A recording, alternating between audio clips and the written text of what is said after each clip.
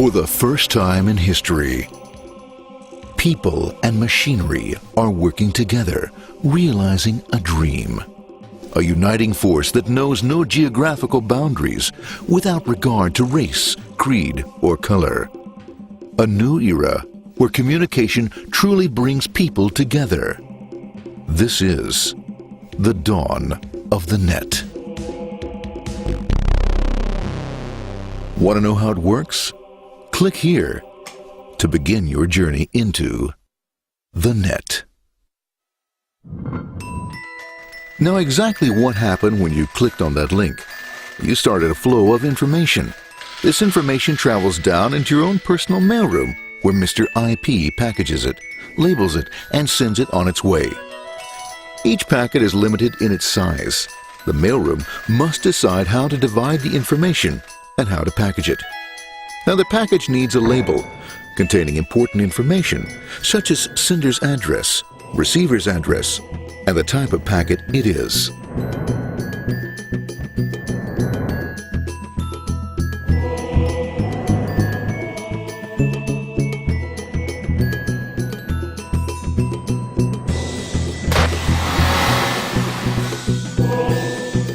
Because this particular packet is going out onto the internet, it also gets an address for the proxy server, which has a special function, as we'll see later.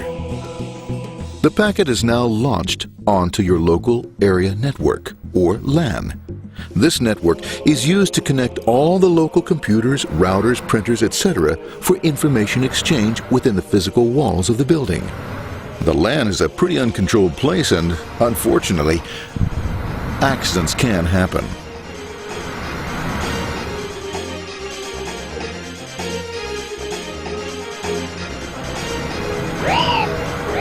The highway of the LAN is packed with all types of information. These are IP packets, Novell packets, Apple Talk packets. They're going against traffic, as usual. The local router reads the address and, if necessary, lifts the packet onto another network.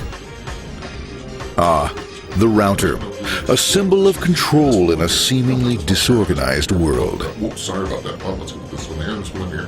This moves here, this one goes here. I don't like this one. Let's go with this one. This one goes here. Let's go with this one here. Another channel here. Let's put that one here. Another one there. Let's put that one here. There he is, systematic, uncaring, methodical, conservative, and sometimes not quite up to speed. Sorry. But at least he is exact, for the most part. That's that one goes there. That one goes there. That one goes there. That one goes there. And this one goes there. Oh, another one goes there. That goes there. He's one. One goes there. That goes there. He goes there. One goes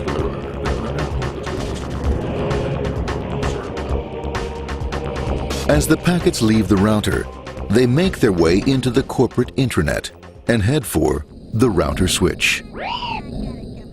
A bit more efficient than the router switch plays fast and loose with IP packets, deftly routing them along their way. A digital pinball wizard, if you will. Here we go. Here comes another one. And it's another. Watch this, Mom. Here goes. Whoop, around the back. Hey, in there, in there, in there. Over the left, over the right, over the left, over the right. You got it. Here it comes. Right down. He shoots. He scores. It's going. Hey, wait. Hey, watch out. Here comes another one. Oh, here we go. And it's gone. As packets arrive at their destination, they're picked up by the network interface, ready to be sent to the next level. In this case, the proxy. The proxy is used by many companies as sort of a middleman in order to lessen the load on their internet connection, and for security reasons as well.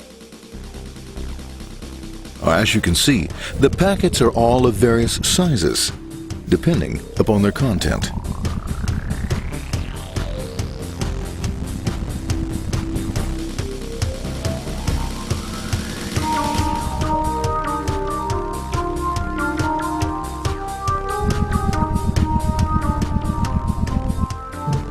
The proxy opens the packet and looks for the web address, or URL. Depending upon whether the address is acceptable, the packet is sent on to the internet.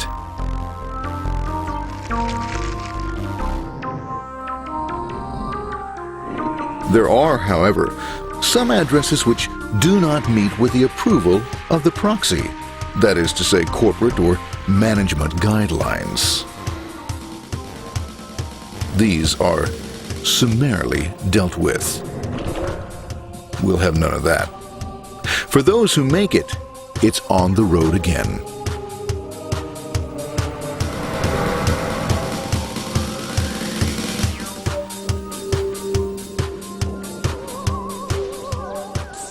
Next up, the firewall. The corporate firewall serves two purposes. It prevents some rather nasty things from the internet from coming into the intranet, and it can also prevent sensitive corporate information from being sent out onto the internet. Once through the firewall, a router picks up the packet and places it onto a much narrower road, or bandwidth, as we say. Obviously, the road is not broad enough to take them all. Now you might wonder what happens to all those packets which don't make it along the way. Well, when Mr. IP doesn't receive an acknowledgement that a packet has been received in due time, he simply sends a replacement packet. We are now ready to enter the world of the Internet.